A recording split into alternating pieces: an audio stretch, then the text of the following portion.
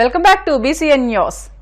Janasena party Tirupati incharge Kiran Royal ఆధ్వర్యంలో తిరుపతిలోని మాజీ మంత్రి పెద్దిరెడ్డి ఇంటిని ముట్టడించారు. దీంతో ఉద్రిక్తత పరిస్థితి నెలకొంది. పెద్దిరెడ్డి ఇంటికి మున్సిపాలిటీ నిధులతో రోడ్డు వేశారని ఆరోపిస్తూ వారు నిరసనకు దిగారు. దీంతో పోలీసులు పెద్దిరెడ్డి ఇంటి వైపు వెళ్లకుండా జనసేన నేతలను అడ్డుకున్నారు. 2 రోజుల్లో చర్యలు తీసుకుంటామని అధికారులు హామీ ఇవ్వడంతో ధర్నా విరమించారు. టూరిజం ప్యాకేజీల ద్వారా తిరుమలకు వచ్చే భక్తులకు త్వరగా దర్శనమయ్యేందుకు చర్యలు తీసుకుంటామని రాష్ట్ర టూరిజం మంత్రి కందుల దుర్గేష్ పేర్కొన్నారు. తిరుమలలో రాష్ట్ర టూరిజం డెవలప్మెంట్ కార్పొరేషన్ ఆధ్వర్యంలో ఏర్పాటు చేసిన దేవరాగం హోటల్ను ఆయన ప్రారంభించారు. టూరిజం దర్శనాలకు అధిక సమయం పడుతుందని భక్తుల నుంచి ఫిర్యాదులు వచ్చాయని అన్నారు. ఈ అంశాన్ని టీటీడీ దృష్టికి తీసుకువెళ్లి వీలైనంత త్వరగా దర్శనం అయ్యేలా చర్యలు చేపడతామని అన్నారు. తిరుమలలో హోటల్ ప్రారంభించడం చాలా సంతోషంగా ఉందని, టీటీడీ నిర్ణయించిన ధరలకే ఆహ్లాదకరమైన వాతావరణంలో నాణ్యమైన ఆహారం అందిస్తామని అన్నారు. కేంద్ర ప్రభుత్వానికి కూడా టూరిజంలో ఏపీ ప్రాముఖ్యత గురించి తెలుసని, ఆయన కూడా ప్రత్యేక దృష్టి పెట్టారని చెప్పారు. కేంద్రం నుంచి నిధులు తీసుకువచ్చి ఏపీలో పర్యాటకం అభివృద్ధికి కృషి చేస్తానని అన్నారు. తిరుమల తిరుపతి దేవస్థానం వారి యొక్క సౌజన్యంతో 2018లోనే శ్రీనివాసం అనేటువంటి రెస్టారెంట్ని ప్రారంభించి ఇవాళ వరకు కూడా అది చాలా అద్భుతంగా నడుస్తూ ఉంది.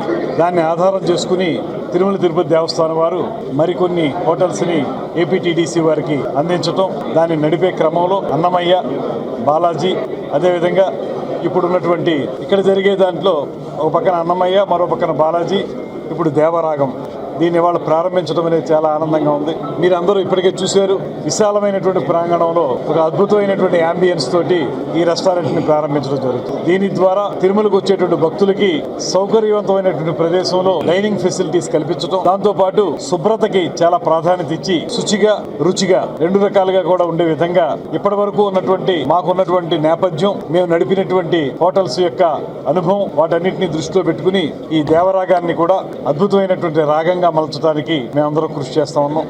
మాకు సహకరిస్తున్నటువంటి తిరుమల తిరుపతి దేవస్థానం వారికి, అదేవిధంగా దీన్ని సుందరంగా తయారు చేయడానికి కృషి చేసినటువంటి ఆంధ్రప్రదేశ్ టూరిజం డెవలప్మెంట్ కార్పొరేషన్ వారికి ప్రత్యేకమైనటువంటి అభినందనలు తెలియజేస్తూ, రాబోయే రోజుల్లో ఎవరైతే భక్తులు ఈ కొండ మీదకి వస్తారో వారికి శుభ్రమైనటువంటి ఆహారాన్ని అందించడం, అదేవిధంగా వారు కాసేపు కూర్చుని ఇక్కడ ఈ వాతావరణాన్ని తిలకించే విధంగా, ఇప్పుడు పైన ఒక ఫ్లోర్ ఉంది, కింద ఒక ఫ్లోర్ ఉంది.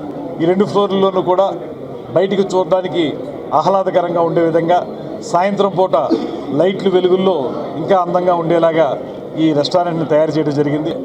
ఈ టూరిజం డెవలప్మెంట్ కార్పొరేషన్ ద్వారా రాష్ట్రంలో అన్ని ప్రాంతాల్లో కూడా ఈ రకమైనటువంటి వాతావరణాన్ని నెలకొల్పడానికి మేము కృషి చేస్తూ ఉన్నాం. ముఖ్యంగా తిరుమల తిరుపతి కొండ మీద కానీ కొండ కింద కానీ ఒక అద్భుతమైనటువంటి పర్యాటక కేంద్రంగా అభివృద్ధి చెందడానికి అవకాశం ఉన్నటువంటి ప్రాంతం ఇది. కింద కూడా రమారమి 30 ఎకరాల ల్యాండ్ ఏపీ టూరిజం డెవలప్మెంట్ కార్పొరేషన్కి ఉంది. దాన్ని కూడా సుందరంగా తయారు చేయడానికి, అదేవిధంగా రాబోయే రోజుల్లో మరింతగా పర్యాటకుల్ని ఆకర్షించే విధంగా కార్యక్రమాలు నిర్వహించడానికి మేము ప్రయత్నం చేస్తూ ఉన్నాం. పర్యాటక రంగాన్ని వృద్ధి చేయడం ద్వారా విశేషంగా మనం సందర్శకులను ఆకర్షించవచ్చు అనేటువంటి నమ్మకం మాకు. దాని ద్వారా ఆదాయ వనరులు కూడా పెంచుకోవచ్చు. దీన్ని సమగ్రంగా ఆలోచించి ఒక పక్కన టెంపుల్ టూరిజం, మరో పక్కన హెరిటేజ్ టూరిజం, మరో పక్కన ఎకో టూరిజం, మరొక పక్కన హెల్త్ టూరిజం కూడా, రాబోయే రోజుల్లో హెల్త్ టూరిజం కూడా డెవలప్ చేసి అన్ని విధాలుగా కూడా ఆంధ్రప్రదేశ్ రాష్ట్రాన్ని పర్యాటక రంగంలో అభివృద్ధి చేయడానికి మేము దీక్షా కంకణబద్ధులమై ఉన్నామనేటువంటి మాటని తెలియజేసుకుంటూ, దీనికి సహకరిస్తున్నటువంటి ముఖ్యమంత్రి చంద్రబాబు నాయుడు గారు, అదేవిధంగా ఉప ముఖ్యమంత్రి పవన్ కళ్యాణ్ గారికి మా అందరి తరఫున ప్రత్యేకమైన ధన్యవాదాలు తెలియజేస్తూ, ఈ కార్యక్రమం, ఈ హోటల్ ప్రారంభానికి నేను పాల్గొనడం అనేటువంటిది నాకు లభించినటువంటి ప్రత్యేకమైనటువంటి అదృష్టంగా నేను భావిస్తూ సెలవు తీసుకున్నాను. చిలకలూరిపేట ఆర్టీసీ డిపోలోకి వస్తున్న బస్సును లారీ ఢీకొట్టింది. అదే సమయంలో డిపో నుంచి బయటకు వెళ్తున్న మరో బస్సును వేగంగా వస్తున్న కంటైనర్ ఢీకొట్టింది. ఈ క్రమంలో బస్సు డ్రైవర్ అద్దాలు పగలగొట్టుకుని కంటైనర్ కింద పడి చనిపోయాడు. ప్రమాదంలో మరణించిన డ్రైవర్ బాబా మస్తాన్ గా పోలీసులు గుర్తించారు. రోడ్డుకు అడ్డంగా లారీ ఆగిపోవడంతో ట్రాఫిక్ స్తంభించింది. పోలీసులు సహాయక చర్యలు చేపట్టి ట్రాఫిక్ క్లియర్ చేశారు. వార్తలు ముగించే ముందు ముఖ్య అంశాలు మరొకసారి. విజయవాడ ఇంద్రకీలాద్రిపై వైభవంగా ఆషాఢ మాసోత్సవాలు, కనుల పండుగ ప్రారంభం.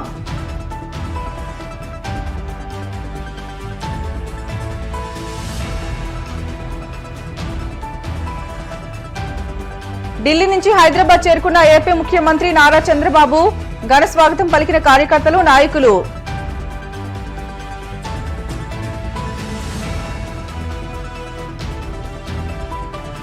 జునోసిస్ డేని పురస్కరించుకుని కుక్కలకు ర్యాబిస్ వ్యాక్సిన్ పర్యవేక్షించిన భీముడలు ప్రాంతీయ పశు ఏడి ఇక్కుర్తి సాయి రమేష్.